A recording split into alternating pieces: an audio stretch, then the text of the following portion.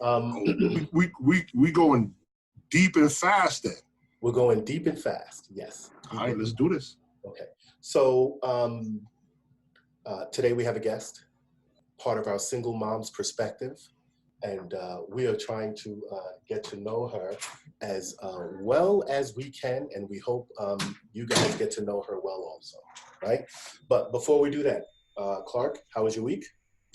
My week was good, man. You know me, always running, always in the middle of something. Like I'm literally still dressed for work as we're beginning to record. So, you know, for those of you who do occasionally get the video, I'm sure you're looking at me like, what the hell is going on? Where's his dirty daddy cap and his sweatshirts? But yeah, sometimes I do dress up like a grown-up. So for this particular interview, though, Clark, we are not going to do video. We're not posting video. What? One time I dressed up? And you are going to find, I think I have a feeling as to why we're not doing video, although I do not understand it myself. She could explain it herself, right? But your week was good. My week was good. I can't complain, man. Nothing dramatic, nothing, insane. Run-of-the-mill daddying. How about you? What'd you get into? So my week was good, and today, I'm just going to say really quickly, was a really good day because I dropped my kid off at preschool, and then I do my normal thing, which is I go and get myself a coffee, I go and get myself a bagel, cinnamon raisin bagel, extra butter, and such a New Yorker. Yeah, such a New Yorker, right? And then I sit in the car and I do some brainstorming before I go upstairs and get back to work, right? Because I work from home a lot. And while I'm sitting in the car, I see a group of little toddlers come walking up the block, all in line, right? Uh-huh. There's about, looks like there's about 30 of them, but it couldn't be. The little duck line. Yeah, but it couldn't be in a duck. They're holding hands. And I said, is that my kid's school over there? So I zoom around the corner, I go to the other corner, and I sit and wait, and sure enough, here these little toddlers come walking up the block holding hands, right? And my kid is at the front of the line, and he's holding hands, and he's behaving himself at 3.5 years old. And you know what I said to myself? That is the kid that my parents wanted and deserved. And they got the wrong one. They got the wrong one messing around with me, right? Oh my God. All right. Yeah, I laugh at that because my kids are always very well behaved in public. It's when they're at home, they act like animals. So that's what you want. You want the kid who behaves in the street and is a problem for you versus being a problem for anybody else. I'll take that trade-off. That sounds about right. So our guest today, so is it Miss? Is it Ms.? How would you like me to say? I just say Neferteri Plessy. Okay, so Neferteri Plessy, right? Yes. And I'm going to tell you that I got Nefertiti wrong so many times, and I'm pretty sure you hear that all the time. Am I correct? Definitely, I hear that a lot. Or people just get confused. They're like, well, which one is it? Okay, so it's Neferteri Plessy. Yes. Neferteri Plessy is one of the founders or the founder or the co-founder of Single Moms Planet. Am I correct? Yes, I'm the founder of Single Moms Planet, and I also have a co-founder. Her name is Cole Patterson. Okay, and before you get into who you are and what you do, the other question I had is about the name Plessy, right? Mm-hmm. So there's a famous case in history, Plessy v. Ferguson. Are you a descendant at all? I am. I am, definitely. Yes. We are sitting here in the face of royalty. This is true. 2 times. Two. You heard it, Clark, right? You heard it, right? 2 times. You heard it, right? 2 times. So just for anybody who doesn't know, tell them what Plessy v. Ferguson was. So it is the very first case, actually, that was brought to the Supreme Court that establishes everything that we experience, a lot of what we experience now as far as segregation. It was separate, but some people say equal or not equal. it was really one of those things that it was the first case that allowed us to have law around how we were going to be segregated and integrated as African Americans in the United States of America. And so all of the cases that you have, it's in all the law books. There's tons of monuments, and there's a street named after my ancestor as well. And so, it's definitely a history-making case, Plessy versus Ferguson. And this person was your great, I'm going to assume 3 greats. Am I correct? Yes, it was 3 greats, and then it would be a cousin. 3 great cousins. Mm-hmm. Amazing. Yes, yes. So you were married before, and you'll get to telling us who you are and what you do. But if you were ever married again, are you always going to hyphenate your name? I would definitely hyphenate my name. Okay. For sure. With that said, go ahead, Clark. You want to ask? Go ahead. So the founding question, how the fuck did you get here? How did I get here? Wow. So my mom actually raised me as a single mom. Mm-hmm. And so that was originally why I started the organization Single Moms Planet, combined with the fact that I got married, I was divorced, and we have 2 little boys together. That's an interesting question. I think you get here, or I got here from so many different facets. Definitely probably just being immature, not having enough communication skill, not really knowing how to really meet my husband where he needed to be met at that time during certain situations and circumstances. And, just really also, I think, having just the skill set of just what is a marriage, how to make a marriage work, and just knowing that it is a daily walk and it's a daily choice, and everything doesn't necessarily look the way you want it to look, but that doesn't mean that something is wrong here or that you need to find the closest exit door. Sometimes I think I wish that we would have sought continuous counseling or some type of support around our marriage from day one. I'm a big believer in that. I think we get coached and we get, input in a lot of areas in life, and relationships is something that we typically tend to put out we wait until there is a fire to be put out before. And so I think that we need to really just kind of look at, let's not start a fire. Let's just have continuous, harmonious relationship. Let's build and develop and grow. And let's have support around our relationship that is supportive of our success. And so I think I got here from my point of view. I can mostly just look at myself. My ex and I have a really dope relationship now. And God bless you. God bless you. We do.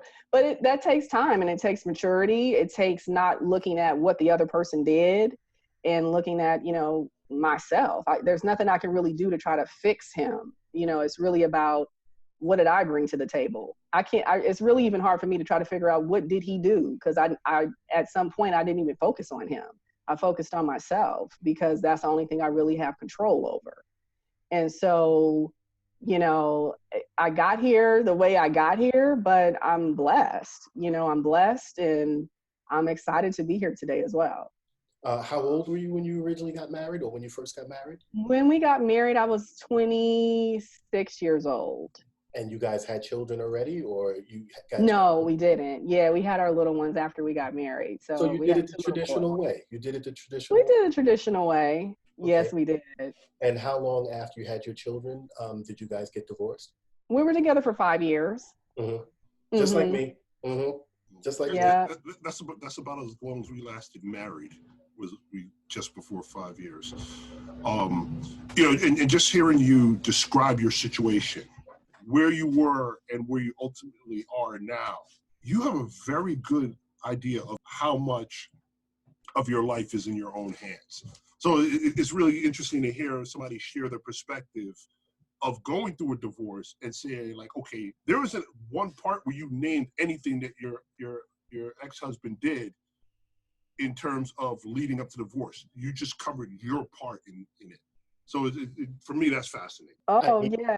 I need to get there. I'm trying to get there. You start asking me what's going on over here, and I probably name her 15, 20 times before I get to it. You know what? It's so much peace when I stop putting my focus on him and I put my focus on what I was bringing to the table and what I want to bring to the table. That's all I got. I can't dictate how he sees life or what he does. The moment that I do that, I take myself away from my own peace. So I very recently said to myself, I'm tired of arguing. It's so much easier to not argue. So yeah, I hear you. I hear you. You are the founder of Single Moms Planet. Why don't you tell us what Single Moms Planet is? Single Moms Planet is a 501c3 nonprofit organization. We actually are located in Santa Monica, California, and we assist single mothers and children nationwide. We are focused on financial empowerment in the single parent household to erase any trace of economic, just anyone just going through economic destruction. You know, a lot of times we just don't know what's going on in our bills. We don't know what's in our bank account. We don't know how to balance our checkbook properly. We don't really know what's going on. And that just leads us down a road of, mental illness. A lot of times, a lot of single parents go through depression. They are malnutrition. They're not eating properly. They're not feeding their kids properly. And a lot of that really does just come from not being financially equipped. And it doesn't mean they don't have the financial well-being at times. They just don't know how to really manage their money properly. And so that's where we really are bridging the gap and stepping in as an organization. And how did you, go ahead, Clark. I was just saying, so the supports that you provide are primarily from a financial standpoint, whether it be education, or is there stipends and so forth and grants too, or is it primarily through an educational standpoint? Primarily through education. We do have single mom grants. Those grants are typically set aside only for moms that are continuing their education. So we would pay, so like a scholarship fund? We pay those scholarships. Yeah, we would pay the school directly. So if that mom is going through a nursing program or some type of continuing education program, then we step in. We don't give anyone anything. Everything that we have in our reach is something that the single mother is either going to earn through her consistency within the organization. She's going to, either volunteer or participate in some way, and we really want to make sure that she gets that her life is in her own hands. We really, stay away from moms or anyone who is just looking for us to help subsidize them, because we are not in a position to do that. And even if we were, I don't really think that's the way that we would operate as an organization. I'm sorry, go ahead, Clark. I was just saying, so even once again, hearing how you speak and how you put your message forward, it's that locus of control that you found within yourself. You're also teaching people to develop that locus of control. Your Most education definitely. is in your hands. Your financial destiny is in your hands. And we're going to give you the tools, but you've got to do the building yourself. You got to do the building yourself. And we're going to put you around dope women and dope men that will show you the way if that is what you are looking for, if you're looking for that extra help or that extra assistance. So we're definitely there to fill in that gap for sure. And have you ever had somebody come to you just looking to be given something? And how do you communicate to them? I mean, I know you communicated it to us, but we're here for it. Somebody comes to you saying, hey, but I need so-and-so. Sometimes they ain't interested in hearing that high-level conversation. How do you communicate to them that that's not what you're about? Well, we definitely do an assessment of the mom. And so if someone calls us, especially someone who's out of the blue that we do not know, we will say, okay, great, let's set aside 15 minutes. Let's do an assessment. And we just figure out what's going on with them. And sometimes they allow the coaching right on the spot. And sometimes we just got to tell them we don't really, it doesn't sound like we want you to be ready for what we have to offer, but you may not be. And so we'll send them over to our resource page that does have different resources that they can tap into that may just, help them kind of bridge the gap of where they are, maybe pay an emergency bill, or they might need help with a location to stay, or they may even be trying to flee somewhere, they need to be hidden from a spouse that may be abusive to them. Yes. So we have resource partners that do that type of work, but that's just not what we do as an organization. But that's also you helping them and meeting them where they are to ultimately get them where they need to be so you can help. Exactly. So we do have resources that meet them where they are, and then we stay true to who we are as an organization. And we even say, hey, we have moms that contact us. Let's say they contact us in July, and they're like, you know what? I love what you're saying. I'm not ready for what you guys have to offer. And they'll give us a call in November. You know, they'll give us a call when they're ready. They say, hey, you know what? Those resources really helped, or that communication that you gave me for those 2 or 3 phone calls really helped. We've had moms, you know, go back to school, get their kids back, you know, buy housing, go back, you know, I mean, just it goes on and on. We've had moms that purchase houses for other moms, and they're all living together, you know, so we have a lot of great success stories, but we are more of I would call us like a tough love organization. And we attract really dynamic business women to the organization, and businessmen as well, that want to really help the moms get on their own feet so they can make their own way. And how did you start this organization? Like day one, what happened? You were lying in the bed and you said, you know, enough of this bullshit. Let's try this. How did it start? Well, it started with that I could not take a shower and keep my children alive at the same time. And I was like, how do you do that? How do you, you know, I was going from, you know, my ex-husband was living, you know, we're all living together as a family. And the next thing you know, I'm in the home by myself. I have a 3-year-old, and I have like almost a newborn baby. Because when we broke up, my little one, he was barely, you know, he was under a year old. And so I was like, okay, I'm going to strap him in the car seat. I'm going to put this one in front of the television. You know, I'm going to hop in the shower really quick, you know, just even trying to go to the grocery store, or just the basic necessities of life. They just became really like an event. You know, just going to the store was an event, where I was used to just saying, hey, babe, I got to go to the store. I'll be right back. And he's there with the kids. Well, that wasn't my life anymore. And I knew it, and it was the reality of it. And so I was like, I need to get some support around me. How do I? You were still working at the time? No, I was not working at the time. Okay. No, I was not. And so I wanted to get back to work, but I also didn't want to do it too quickly. And I wanted to make sure that whatever employment I did have, or whatever career I wanted to go into, it went with me wanting to also be present as a mother. Because that was, for me at that time, that was like my number one goal, was to just to make sure I was there as much as I could for my kids.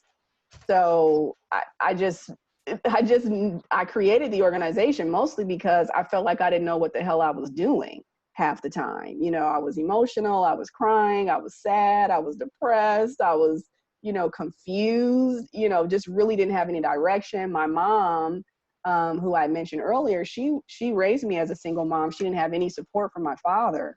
And so when I would talk to her, she was just like, get over it, move on, you know, just keep it pushing. Tough you know, love. it was really tough. And I wasn't ready for that much of a punch. You know, I was like, hold up, give me a hug first, you know. It was like, you need to keep it pushing. And so I was like, I started reaching out to other women in my network. And little did I know, a lot of the women, they either were teen moms at some point, and their daughters were adults, or their sons were adults, or they had, you know, were a single mom at one point, had gotten remarried, and they had a new family. And so a lot of women that I didn't even know in my network had experienced the single mother experience. And so I was like, wow, I was like, people need to know this information. You know, people need to know this data. Mostly why I wanted to share the data was because I noticed a lot of single moms end up bitter. They end up in a state of worrying about what their ex is doing, instead of focusing in a healthy way on what they're doing. Not in a way of like, I'm going to show him, or I'm going to get back at him with what I do with my life, but really living the life they want to live from a clean slate of who they want to be in the future. Men do that too. Don't think it's just women doing that. Men I'm do that sure. I'm sure. But there's one thing that I try not to do again. I stay in my lane. So my goal is to really make sure that single mothers are healthy, whole, and complete. And I know that more so because of my own personal experience, I can immediately identify things. Now with the single father, we have a lot of single dads in our network actually, and we do a lot of co-parenting support as well. And I even coach fathers, and I coach moms, and I bring them together, and they go, wow, what did you say to her? What did you say to him? And so it's really important that I don't try to pretend that I know everything that's going on with the father. I lean on my ex-husband 90% of my day to make sure that I am parenting to raise men, right? Like that's something that I know that they were birthed through me, but I lean on their dad to help make sure that they're developing into strong, healthy men. Even though we're not together, I still lean on him as the head of our household, right? He's the head of our family. Even if I have another man in my life, he is still the head of our household as far as our boys are concerned. My ex-husband, those are his sons, period. And he's very clear about that as well, right? And so I advocate for male presence, especially when it's positive, even if it's the father or an uncle or a family friend. I think that is really needed. And I think that it's nothing like mama, but there's nothing like a father too. So you just said something that was amazing, and I'm going to circle back on that in a second. But so you can't take a shower, right? Nope. You open up your laptop and you do what? You do what physically?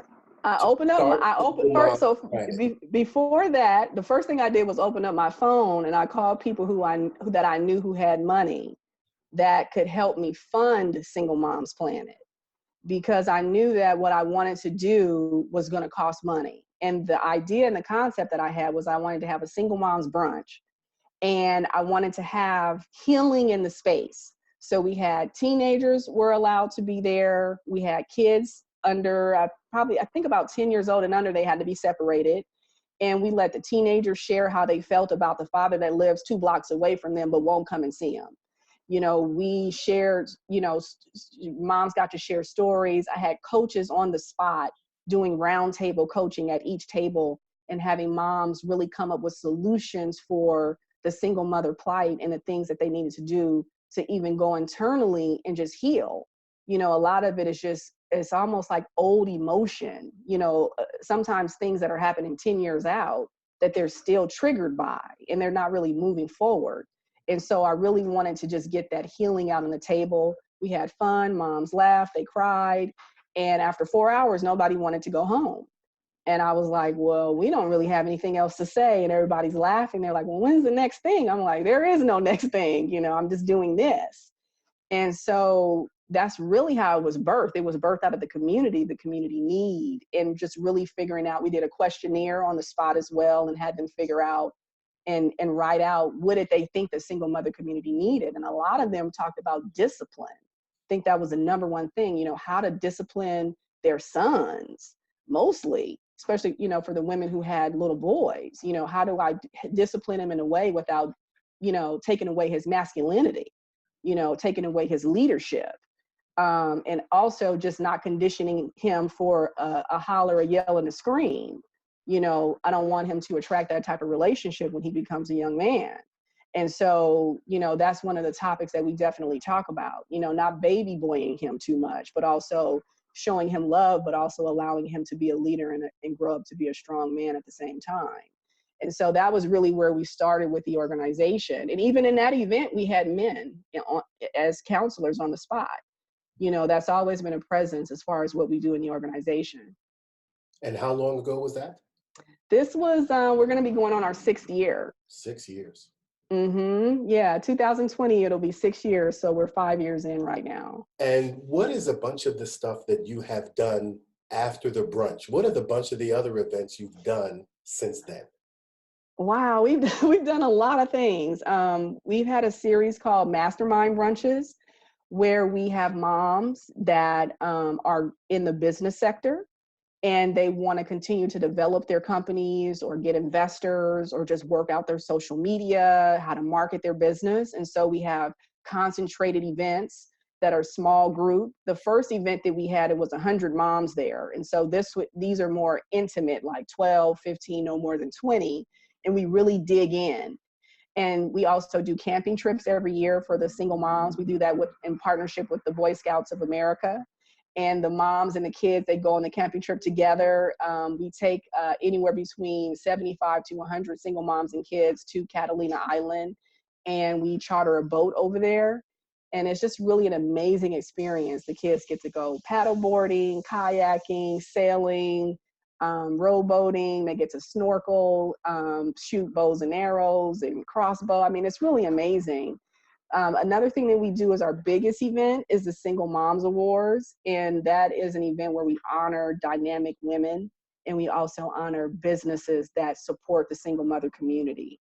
And that event will be in its 6th year as well. And so we really highlight the mother and who she is as a mother, and then also who she is as a businesswoman. And your co-founder, how did you guys meet?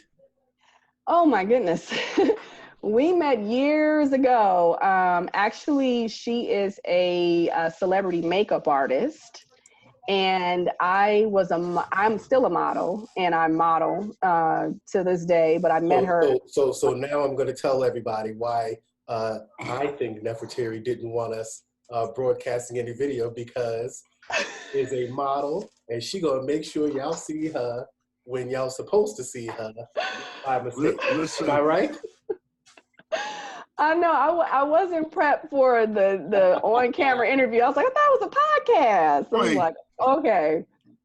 But go ahead. Not like you need much more prep. I'm just saying. She's good. She's good. So go ahead. She was a makeup artist. You guys were working together? Yeah. And, we stayed in touch over the years, but crazy enough, maybe 10 or 15 years later, she ends up getting married. She has 2 kids. I end up doing the same thing, getting married, having 2 kids. And then I started going through a divorce, and then she ended up going through a divorce after I did. And our stories just started to parallel. And we were like, we need to do something in the single parent community. And she was also a teen mom. So she really has an interesting dynamic as well, as far as being a working mom. She travels a lot, and just really having that balance of, working. And she's really an amazing person. I really respect her a lot. She's really like a sister to me. And we came up with that organization, and we also started a men's skincare line together called Cold Skincare for Men, because she's a skincare specialist in the male sector. And so, we're all about business. We're all about, really uplifting women and men. Okay. You said you're a national organization, right? You do national work. Tell us what you mean by that. Like, what is your geographic reach? So we have, our organization is in Miami. We're in Oakland, California. We're in Colorado. We're in Seattle. We're also in New Orleans. We're looking at doing some things in the New York area as well. We've gone up there a couple times to kind of see who we can connect with. And we actually have a few ambassadors that we're developing out there. And we bring a financial literacy programming to those different areas as well. And so the moms typically tend to meet up together for, lunches and play dates and things of that nature. But primarily our focus is having the financial education present there. And who's conducting the financial education? Is it you guys partnering with a local bank or financial services firm, or do you have volunteers? Exactly. No, we make sure we have experts on site. And so, there's quite a few things that we internally know about the financial sector, but we always rely on, either real estate professionals that have been in the industry for a long time who also invest in real estate. Like one of our real estate companies that we really lean on is called Advantage Real Estate. It's out here in California with David Rosenfeld. And so we rely on companies such as the New York Life. We work with Bank of America. We work with different organizations such as that. And we just want to make sure that the content stays consistent, and that the moms also, after they are at these events or at these informational segues, that they also have support.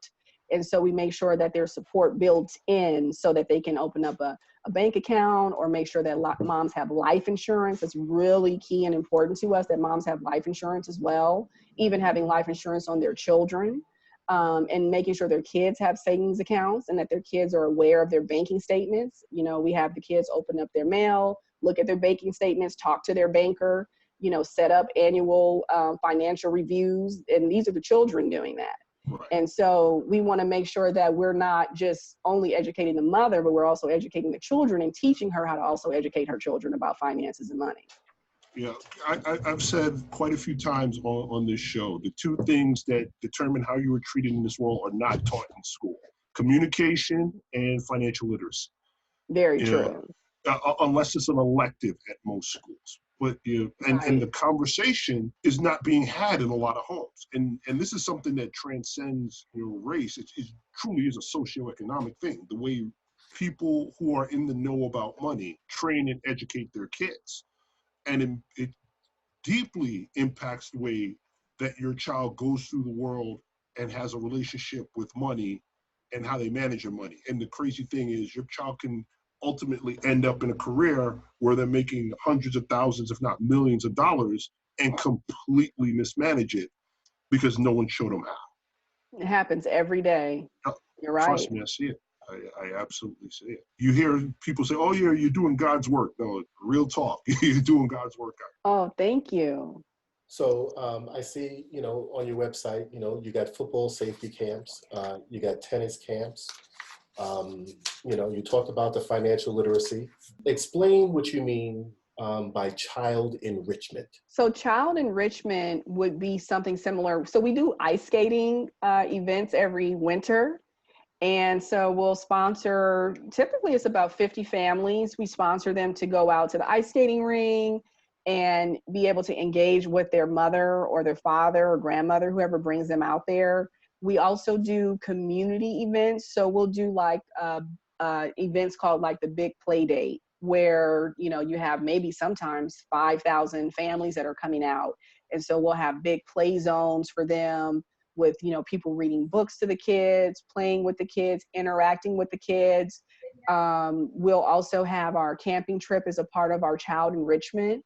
And so it's anything where we're not talking about the child being dropped off. It's more so like the mother and the child are interacting together. And then we're also bringing some type of enrichment to them, whether if it's through music or play or, education or reading. And that's how we really like to make sure that the child is being exposed. I think, myself being raised in a single parent household, sometimes it's just difficult to create experiences for your kids. You're working, you may be going to school at the same time. I know my mom was, and for a lot of my childhood, and also trying to have your own extracurricular activity. Sometimes it's hard to also create extraordinary experiences for your kids that are memorable, at least in the eyes of that parent. And so we try to, be that gap, even if it's just 4 or 5 times a year. We want to make some magical experiences, very memorable things that the child has an imprint on. So when a child goes through our programming, they're going to say, well, I got to go ice skating. I got to go camping. Things that they haven't normally done. Yeah, they haven't done. I learned how to shoot. I did archery. I shot BB guns. I went fishing. I got to really have I got to play tennis. I know how to play tennis. I played with UCLA tennis coaches and USC tennis coaches. They're on college campuses at a very young age, and being, on the floor. The first time I went to a college campus, I was an adult, so really just exposing the child and enriching their lives in many different ways. To be a thing, or to achieve a thing, you have to be able to see a thing or conceive a thing. Like you have to know that it's out there and that it exists in order for you to be able to say, hey, I can possibly do that. Yeah. Absolutely. And it also through this enrichment program, you're creating the bonding experience between that child and that parent or that Definitely. guardian. Or that guardian, exactly. Right. Definitely. And I love our organization as well because we mix the bag. So you're going to have, married couples that participate in our organization, people who don't have any children participate in our organization. So it's nice to have that community vibe, that community feeling. So I'm going to ask you to help me with one thing, right? Okay. You mentioned, and I see on your website, sharing the tools to make co-parenting relationships a success. Yes. Give me a tool. A tool. Yeah. I know tons of them. I'm looking for a tool that is specific towards men. right? Toward men. Yeah, Mm-hmm. that's what I help me today. Go ahead. So if I'm speaking to a single father Mm-hmm. and I need a scenario or something. Okay, so let me just, and we probably should do this. We define single Okay. dads as a dad who spends a significant amount of time with his child. Not that Yes. he just had a child, right? That was what used to be one of our opening statements, right? So before, me and my child's mom went to court, we were already splitting my kid 15 days out of the month. He'd be with her 15 days, he'd be with me 15 days. So that's how we define single dads, right? Not that, it's got to be like that down the line like that, but not, you often hear, people say, well, I take care of my kids because you're cutting the check, or because, the state, is garnishing your wages. We don't define that as a single father. I'm not saying that has to be your definition, but that's just our definition.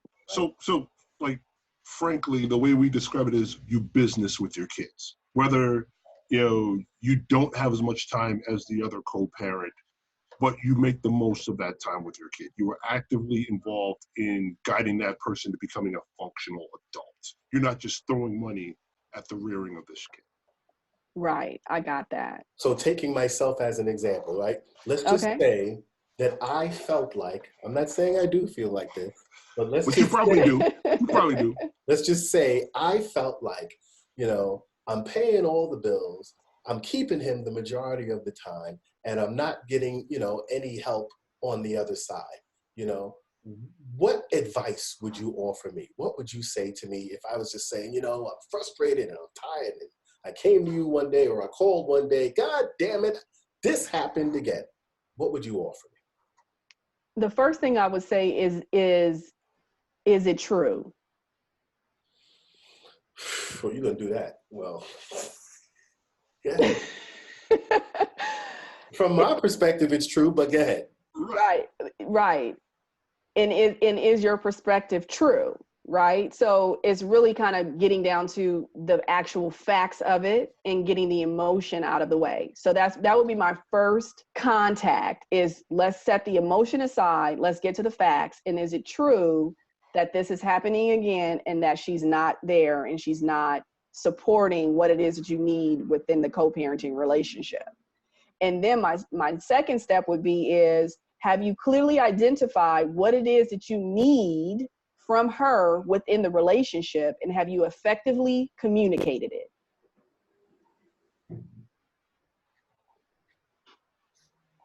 I'm writing that down. Mm-hmm. But and the interesting thing is that's universal. That's not even applicable to just men. Of course not. Because exactly what you just laid out is the basis of any conversation you're having when you're trying to resolve a dispute. No matter how dirty, warped, or cracked somebody's lens is, it shapes their perspective for the universe. So they come to you with it, and they come to you particularly with emotion and their viewpoint. It's like, okay, let's stop for a second. Let's deconstruct. Right. What are the facts of the situation, and how do we communicate around that to bridge that gap? Right. And then my next step, if I was to go into a further conversation with it, my third step would be, what is it that is actually needed from the mother regarding the child? The child, not what's your particular need. What does the child need? Right? Because sometimes when we talk about what we need adult to adult, we turn into the children. Right? And so if we can actually assess what is it that the child needs and express it to the mother in a way that she can receive it, right? So you also have to know who you playing with. You have to study your opponent. If you don't know who you're playing with, then you're not going to be able to effectively communicate what it is that you need and or what it is the child needs in that given moment, right? And so however she needs to be communicated with, assess that, and then go from this is what is needed from the child, and be very calm. Even if she gets hype, you stay calm. Somebody has to be calm, because the calm person actually is controlling the boat. The person who's going crazy is not. they're about to jump off and drown themselves, right? And so you just stay calm and you guide the ship. And then you just stay focused on what is it that's best for the child. Most of the discourse in co-parenting relationship is that the parents are trying to fix each other. So if you wanted to fix each other, you should have stayed together. Right? So you and I are not on the table any longer. All we're doing is something very abnormal. I'm having to communicate and talk to somebody that I really never want to see again. That's why we're not together. Right? So that's on the table. That's the foundation of what's really so. Right? It's abnormal to be, in a way, kind of forced to have a relationship with somebody that you don't want to have a relationship with. Which right? breeds So that additional anger and resentment. exactly. So because of the circumstances, it is what it is, right? To a certain level, it's like, okay, this is so. How do I keep this intact? The only way to really keep it intact is to take what you feel and what she feels off the table. It has to be what is best for the child. When you lead with that, everybody wins. And when the other person tries to go into what they are feeling or their emotion around it, you just deflate it again and go back to the child.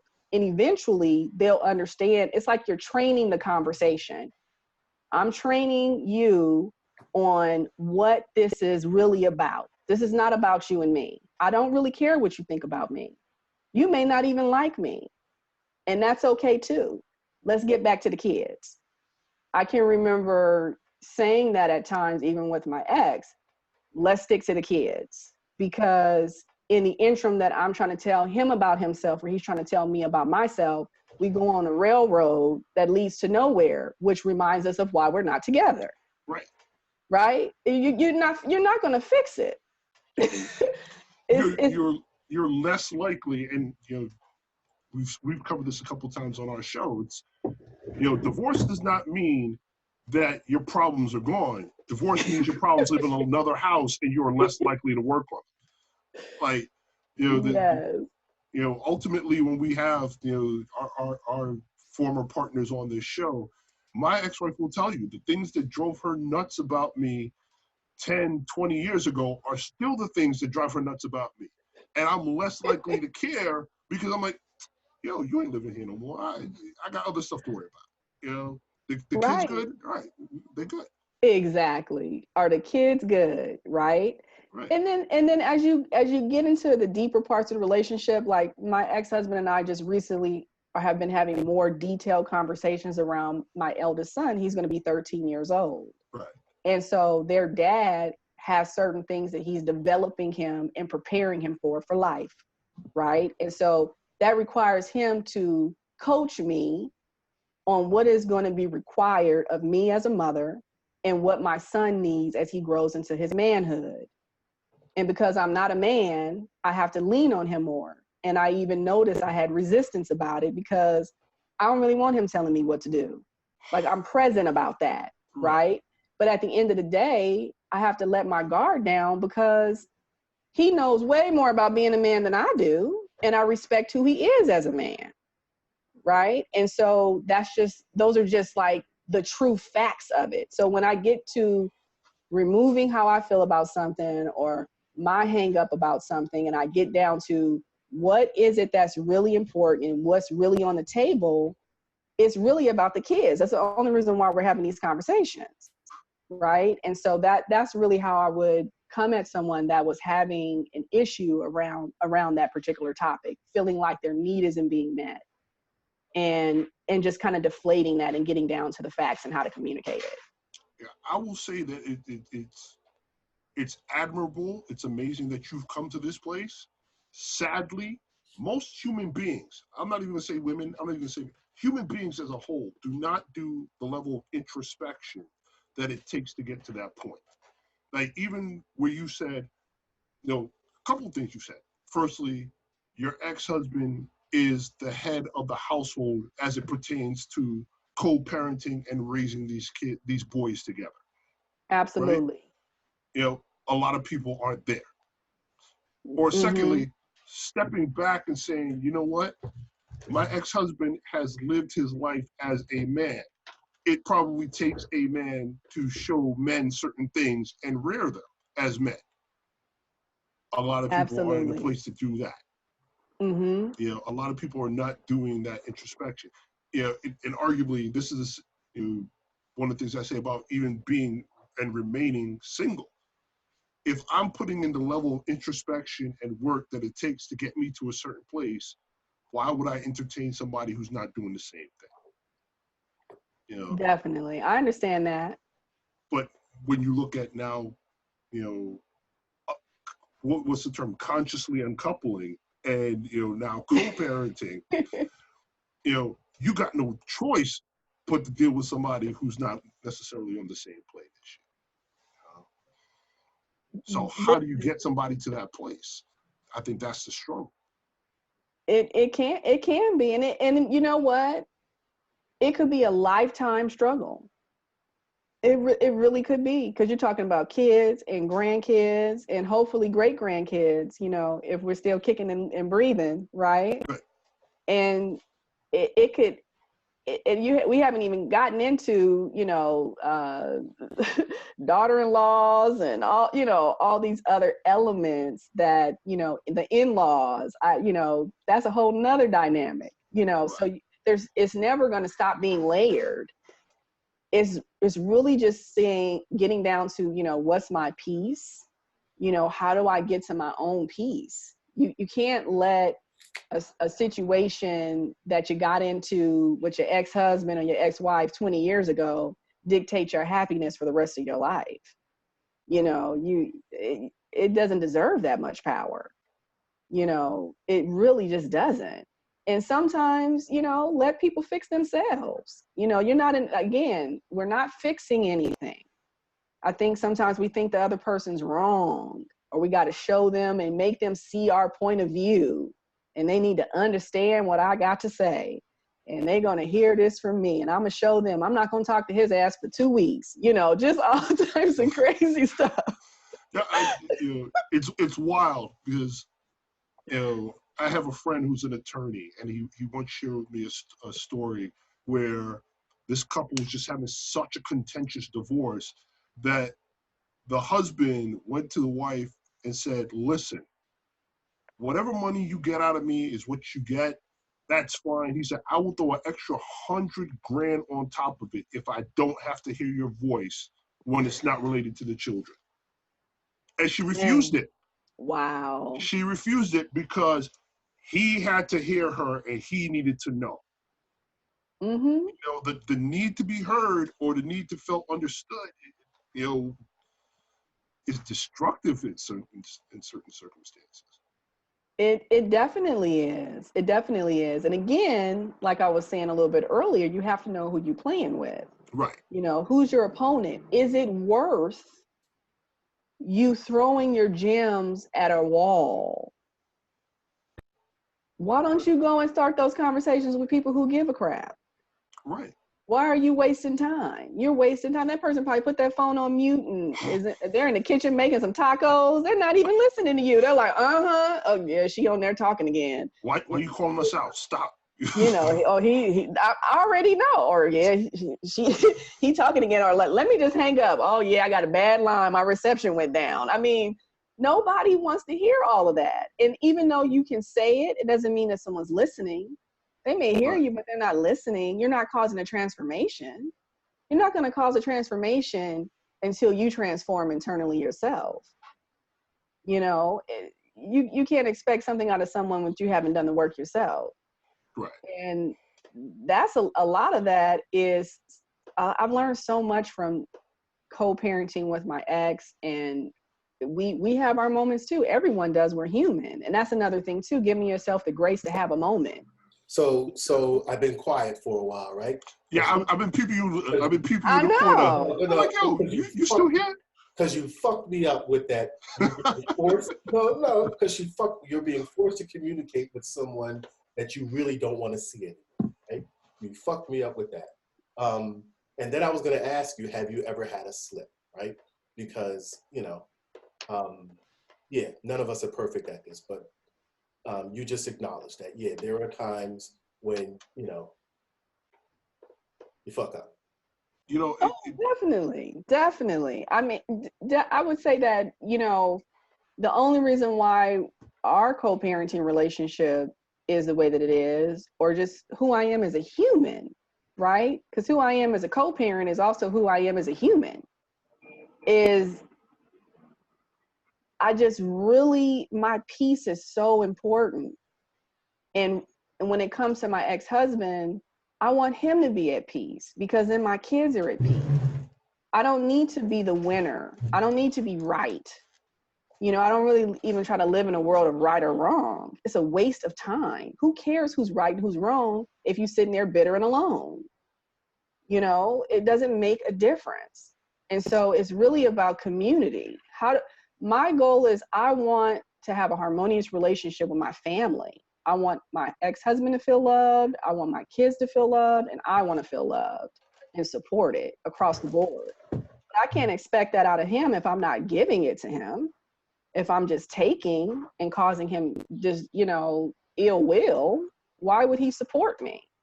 You know? And so it's just becoming more mature and really just learning yourself, becoming still. You know, it's trial and error though. I mean, there's definitely been times where he and I didn't talk for a week, maybe two, you know, and then we'll finally, you know, have a conversation or see each other at the baseball game or just give each other a hug and just, you know, really just make sure that we're good because we do care, but we just can't be together. That's a great place to be. Like, All right. Are you still processing, David? You good? Yeah, I'm good. Yeah, I know, yo, David, you're like moving all around. Yeah, you knocked it because David isn't usually this quiet, No, so you knocked him for a loop. So Neferteri has had 13 years to work at this, right? Right. We've been at it for a little while. We've been at it for a while. So we haven't been together for 9 years now. 9 years. Okay. Mm-hmm. Yeah. I'm a newbie. I'm 2 years into this thing. So yeah, you're still new. Mm-hmm. still new. All right. Yep, you're still new. You're new, but you also, you know, you have people in front of you who are like, yo, dude, like you get to this point, but you got to work to get to that point. Yeah. You know, and you also realize like, yo, there's work to be done here. Yeah. Like even the dynamic between my ex and I told, like, people will see us together and they're like, oh my goodness, you guys are such a cute couple. We both like, yeah, no, we're not together. You know, and that's also dependent on when you see us, because we have absolutely had periods where we've gone 6 months without any communication other than, yo, I'm coming to drop the kids off or I'm coming to pick the kids up. You know, but it's that work in progress, and that you know, developing that mindset of, firstly, you know, one of the older guys I met during the course of my life used to always say to me, yo, Clark, you can be right or you can be effective. Which one do you want? Because you can absolutely stand your ground and, you know, stick your flag in the ground and say, yo, I'm right. Plant your flag on being right. And everybody around you suffers and is miserable for you being right. Or you could just go, yo, it really ain't worth it, meh, whatever, and get your goals achieved. You know, I think the other thing is realizing that because it's a work in progress, you will backslide. It's almost like being an addict. Like, you know, not everybody quits cold turkey and is sober from that point on. And one of my buddies who, you know, has been in a relationship, was married for 35 years and is recently going through a divorce. And he said, you know, you think about it, he said, you do anything else successfully for 35 years and you're a master. You're to be commended. He said, you do marriage for 35 years pretty well and decide that it's no longer for you and you're a quitter. You know, he said, it's one of those situations where you have to realize it's a back and forth and it's a constant work in progress. You know, just like sobriety, just like internal and personal peace. So, long-winded way of saying I'm digging what you're saying here, Neferteri. No, you know what I have? So my two little boys have two totally different personalities. Right. And my little one My little one, if you ask him why he came to Earth, he says it's to have fun. And he is the blast of the day from the morning all the way through the night. And I really learned so much from that when he told me that. He said, I'm here to have fun. And I'm like, you know what? Hell, we all here to have fun. Wasting time being upset and bitter and mean or angry about something that happened years ago or someone that's not even thinking about you anymore. It's like, move on. Be in control of your own happiness. No one else can make you happy. And I know we've heard those things before, but it's true. It's like really get down to like what makes you happy. If it's eating ice cream, taking a walk, calling somebody on the phone, sending a little text message, just like enjoy your life. It's too short. Nobody's got time for that. And if sometimes there's a season where all we need to do is say, what time are you coming to get these kids? And I'm about to drop them off. If that brings you peace, then that's just where it is for that moment. And it absolutely did. I ain't gonna lie. So listen, you've been at this for a little while, right? And it's probably time to wrap up. Neferteri, is there any closing thing you would like to say? Do you want to offer any advice to male or female? Because you just gave me some.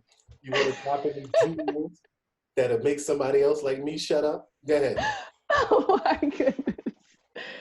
No, I just want to say to everybody out there, really just find your own peace. I know I've said that a couple times today. Find your own peace. And sometimes if it's just being quiet or not always needing to be right, not always needing to prove something to somebody, prove something to yourself, be the peace in someone else's life, stick to why you are having that relationship with that other person, which is co-parenting or parenting, and just enjoy your kids. Put that energy into your kids. Pour that extra 10% of anger and turn it into happiness into your kids. Show them something new. Go learn something together. Don't spend your time being wasted on being angry and bitter about someone who's not even thinking about you anymore. Amazing. Clark, you got anything? Firstly, I want to commend you because it's a rare occasion where David sits there just quiet and contemplating. I ain't mad. But that's it. I'm not even saying you mad. Because I've got to know you over the time we're doing this. I know in your head you're building. She shut me up. Yeah, she shut me up. Okay. You're like, right.